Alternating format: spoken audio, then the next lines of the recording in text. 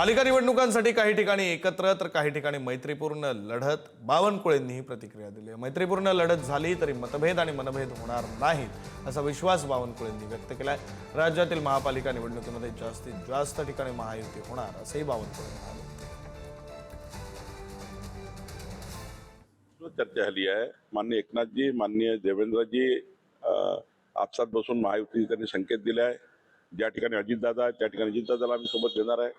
पण काही ठिकाणी ज्या ठिकाणी अजितदादाचे कार्यकर्ते मोठ्या प्रमाणावर त्या ठिकाणी त्यांनी चर्चा करून केला आहे. चर्चा करून काही ठिकाणी मैत्रीपूर्ण लढणार आहे, काही ठिकाणी आम्ही सोबत लढणार आहोत, काही ठिकाणी मैत्रीपूर्ण लढू. पण शेवटी आम्ही हा विचार केला, जरी आम्ही मैत्रीपूर्ण लढलो तरी मतभेद आणि मनभेद होणार नाही, कुणाची मन दुखणार नाही याची काळजी भारतीय जनता पार्टी घेणार आहे, मित्रपक्ष घेणार आहे.